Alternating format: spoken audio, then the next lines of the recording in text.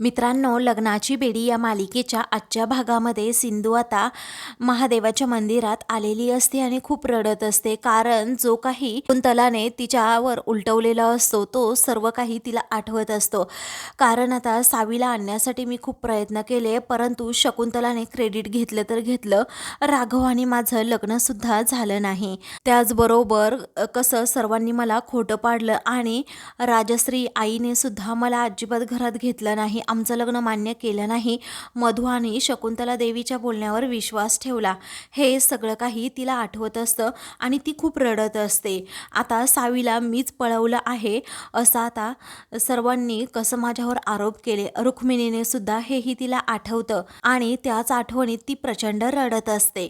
तेवढ्यातच आता शकुंतला तेथे येते आणि म्हणते की काय ओ सिंधू मॅडम, मग आम्ही कसा केला तुमचं ऑपरेशन सक्सेसफुल, कसा केला तुमचा कार्यक्रम, असं म्हणून मोठ्या ऐटेतच ती आता तिच्यासमोर येते. तेव्हा आता सिंधूला प्रचंड तिचा राग येतो. मग आता पुढे शकुंतला देवी म्हणू लागते, तुला काय वाटलं ग, तू माझा डाव माझ्यावर उलटवशील? असं कधीही शक्य नाही, पण मी तुझा डाव तुझ्यावरच उलटवला. त्यावेळी सिंधू आता रागातच उठते आणि म्हणते की तुमच्याकडून तर हीच अपेक्षा होती, कारण जी बाई स्वतःच्या मुलाचा विचार करत नाही ती दुसऱ्यांचा काय करणार, असं म्हणून आता ती रागातच शकुंतलाचा अपमान करते. अहो, तुमच्या मुलाला तुमचं सत्य समजलं तरीही तुम्हाला लाज वाटत नाही का, असं आता रागातच ती विचारते. आता शकुंतला देवी म्हणते, लाज तर तुम्हाला वाटायला हवी, कारण स्वतःच्या घरात दुसऱ्यांचं नाव लावण्याची आणि तेथे राहण्याची, त्या सर्व माणसांना फसवण्याची. मग आता रागातच सिंधू म्हणते, मी माझ्या माणसांना अजिबात फसवलेलं नाहीये आणि हो, मी माझं दुसरं नाव घेऊन राहिले, पण का आणि कशासाठी? फक्त तुमच्यामुळे राहिले शकुंतला देवी. अहो, तुम्ही आणि मधुताईने माझ्या मुलीबरोबर कसं वागला आहात, त्यामुळे मला हे रूप धारण करावं लागलं. एका निष्पाप मुलीबरोबर तुम्हाला वागताना काही लाज वाटत नाही का हो? तेव्हा शकुंतला म्हणते, जिच्या जीवासाठी तू एवढं मोठं नाटक केलं ती तुझ्याजवळ आली खरी, परंतु पुन्हा तिच्यापासून तुला लांबच जावं लागलं. आता असं म्हटल्याबरोबरच सिंधू म्हणते की मला लांब जावं लागलं नाही, तुम्ही लांब केलं मला तिच्यापासून. अहो, तुम्ही अन्वी आणि आयुषला तर असं म्हणून आता सिंधू तिचं सगळं कारस्थान बाहेर काढणार असते. तेव्हा शकुंतला देवी म्हणते, गप्प बस, एक शब्दसुद्धा बोलायचं नाही, अजिबात काही बोलायचं नाही. तुमच्यामुळे आयुष आमचा मुलगा असूनही आमच्या विरोधात गेला आणि आमच्यावर त्याने हात उगारला, आम्हाला नाही नाही ते बोलला आणि आम्हाला अजून म्हणाला की आई असूनही मला तुमची लाज वाटतेय आणि हे सगळं फक्त तुझ्यामुळे झालं आहे. मी एकच गोष्ट विसरले, कारण आम्ही त्यांना जन्म दिला आहे, आम्ही त्यांची आई आहोत, आम्ही तर सवाई आहोत, असं म्हणून शकुंतलाला आठवतं की जेव्हा आयुषने मला त्या स्टोअर रूममध्ये खुर्चीला बांधून ठेवलं होतं, तेव्हा कशाप्रकारे मी त्याला इमोशनल ब्लॅकमेल केलं आणि ब्लॅकमेल केल्यानंतर अशाप्रकारे आयुषपासून ते स्वतःची सुटका करून घेतली आणि सावीला मी लवकरात लवकर त्यांच्या स्वतःच्या घरी घेऊन जाईल असाही शब्द दिला. शकुंतला आता आयुषला जे काही फसवलं, कशाप्रकारे त्याला इमोशनल ब्लॅकमेल करून स्वतःची सुटका करवून घेतली आणि इथे मी कशाप्रकारे आले, सावीला घेऊन आले, हे सगळं काही जेव्हा शकुंतला सांगते तेव्हा सिंधूला मात्र धक्का बसतो. आता ती खूपच रागात म्हणते, तुम्हाला लाज वाटत नाही का, स्वतःच्या मुलाला असं तुम्ही फसवलं? आता शकुंतला म्हणते, मला काय लाज वाटणार, कारण मी तर कशी आहे तुला तर माहीत आहे. मी आयुषरावांना माझ्या पद्धतीने समजावलं होतं आणि त्यांनी लगेच माझी सुटकासुद्धा केली. तू कितीही कुणाला भडकवण्याचा प्रयत्न केला तरीही तुझ्या जाळ्यात कोणीही अडकणार नाही. तू माझ्या राणीला डबल क्रॉस करायला निघाली होती, परंतु तू स्वतःच डबल क्रॉस झाली आहे.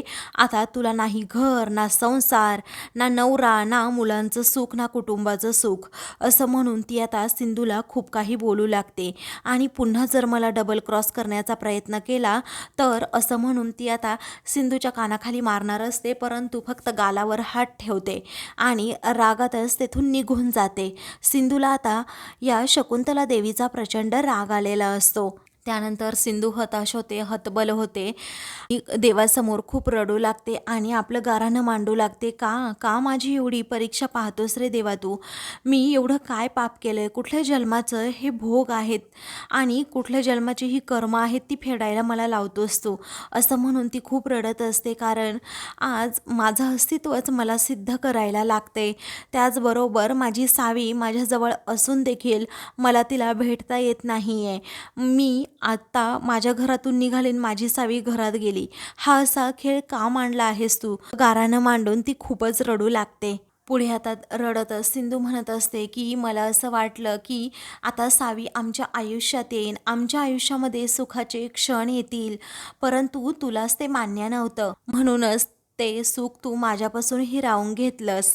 मला वाटलं होतं की इतके दिवस मी माझ्या कुटुंबाबरोबर खोटं बोलले आणि खोटं वागत राहिले आणि मग मधुताईंचा चेहरा घरातील सर्वांसमोर जगासमोर मी आणेन, परंतु तसं काहीच झालेलं नाहीये. पण देवा तुझ्या मनात वेगळंच काहीतरी होतं. तू तर सर्वांसमोर मलाच खोटं पाडलं, मलाच माझ्या जाळ्यात अडकवलंस. असं का केलंस देवा? माझ्या मुलीला माझी खूप गरज आहे, हे सगळं मी फक्त तिच्यासाठी आणि तिच्यासाठी केलं होतं, पण आज ती माझ्यापासून दुरावली गेली आहे. मी काय करू असं जेणेकरून मला त्या घरात पुन्हा जाता येईल, असं आता सिंधू म्हणत असते. मी आता पूर्णपणे खचली आहे देवा, मी नाही या संकटांना आता सामोरी जाऊ शकत.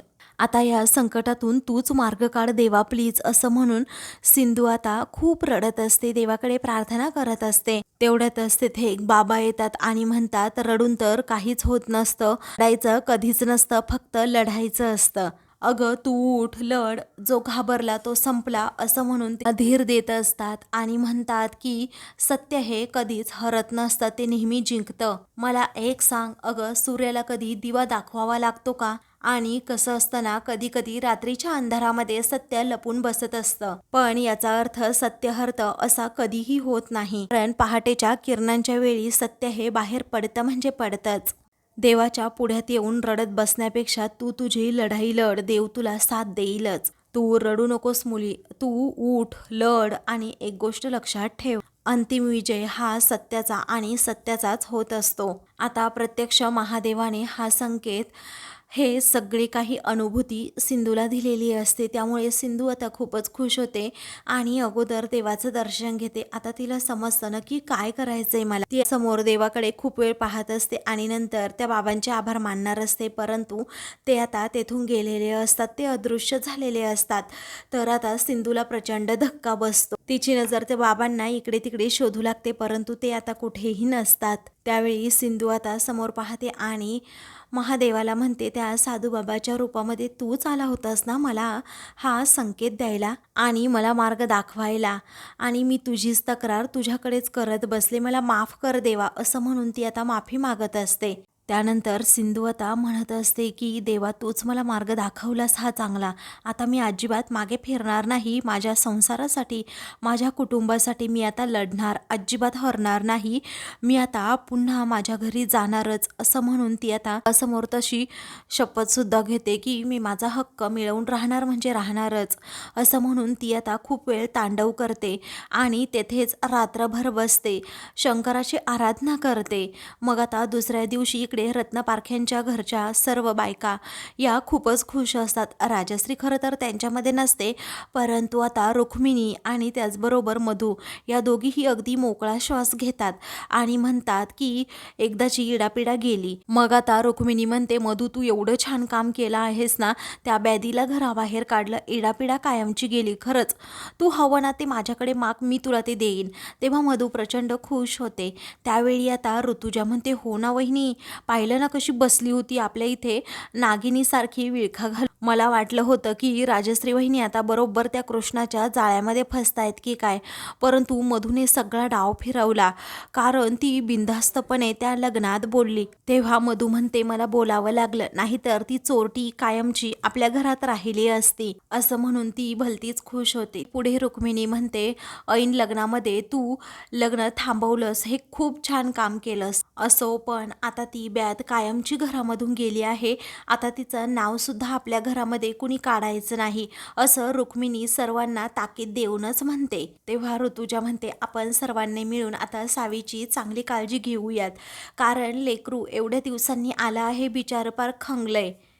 तेव्हा रेश्मा म्हणते, हो ना, आपल्याला माहीतच नव्हतं एवढे दिवस ती काय खात असेल, काय पीत असेल, कुठे असेल.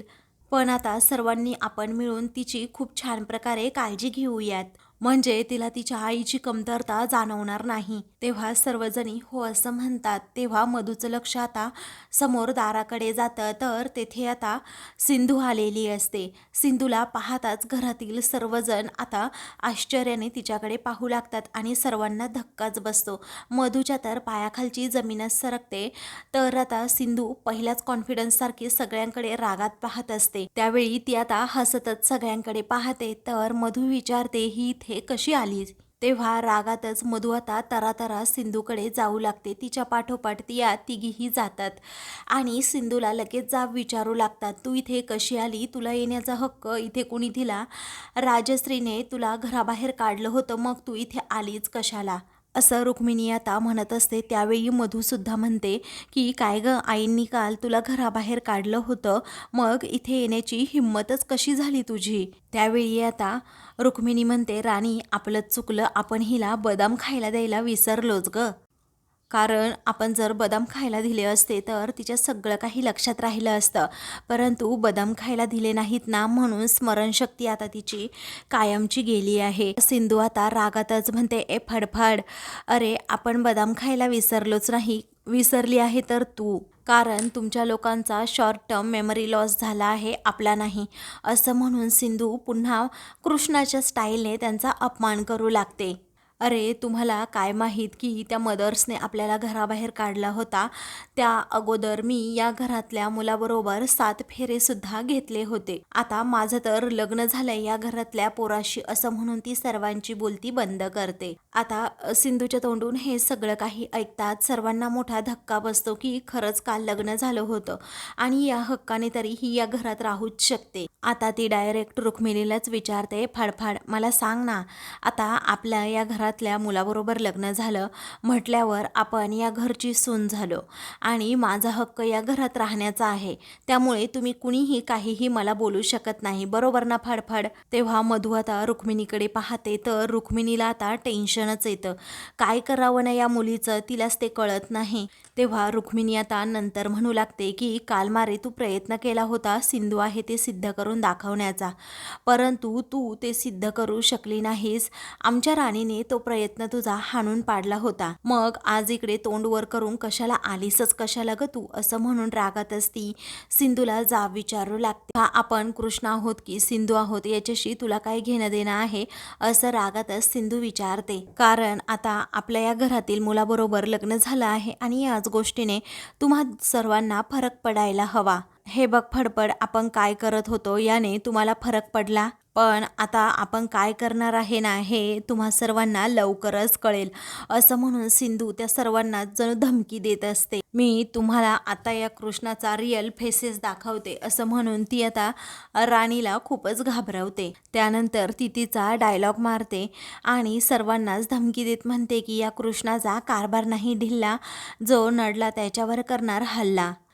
कसं आहे ना, काल आपला गृहप्रवेश राहिला होता, मी आज त्याच गृहप्रवेशासाठी इथे रत्नपारखींच्या घरी आल्याचा आता सिंधू म्हणते. मधू आता मोठ्या तोऱ्यातच म्हणते, ए ऐक ना जरा, या घरातील कोणीही सून म्हणून तुझा स्वीकार केलेला नाहीये, त्यामुळे गृहप्रवेश होणं शक्यच नाही. तेव्हा तू आल्या पावली परत जायचं आहेस, असं रागातच जेव्हा रुक्मिणी म्हणते तेव्हा सिंधू म्हणते, आपल्याला माहीत होतं फाडफाड तू अशीच बोलणार आणि पलटी खाणार. मला माहीत होतं तुम्ही या घरात मला पुन्हा कधीही येऊ देणार नाही, म्हणून आपण सर्व तयारी करूनच आलोय. असं म्हणून सिंधू आता लगेच त्यांना जे गृहप्रवेशासाठी सामान लागतं सर्व सामानच त्यांना दाखवते. या तिघीही आता तोंडात बोट घालू लागतात. तर आता सिंधू त्यांच्यासमोर मापटं ठेवते. त्यावेळी आता आता या तिघींनाही आश्चर्य वाटतं. तेव्हा रेश्मा म्हणते, आई अहो पहा ना, ही मापसुद्धा घेऊन आली आहे आणि तिने त्या गृहप्रवेशावर ते माप ठेवलं आहे आणि पहा ते तांदूळसुद्धा त्या मापट्यामध्ये टाकतीये असं म्हणून आता ती ऋतुजाला सांगत असते. तर ऋतुजा आता फक्त होकारार्थी मान हलवते. त्यावेळी सिंधूने आता गृहप्रवेशाची सर्व तयारी केलेली असते. तर मधूला जबर धक्काच बसतो. मित्रांनो, पुढील भागामध्ये आता राघव तिथे आलेला असतो. तेव्हा सिंधू त्याचा हात पकडते आणि म्हणते, चल आपल्याला आता गृहप्रवेश करायचा आहे. तेव्हा तुझा गृहप्रवेश तर मी कधीही होऊ देणार नाही असं मोठ्या तोऱ्यातच मधू म्हणत असते. सुंदरी जरा इकडे ये ना असं आता मधू म्हणते.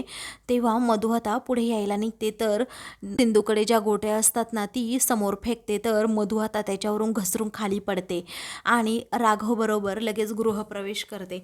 अशाच मालिकेंचे पुढील भाग पाहण्यासाठी चॅनलला सबस्क्राईब करा.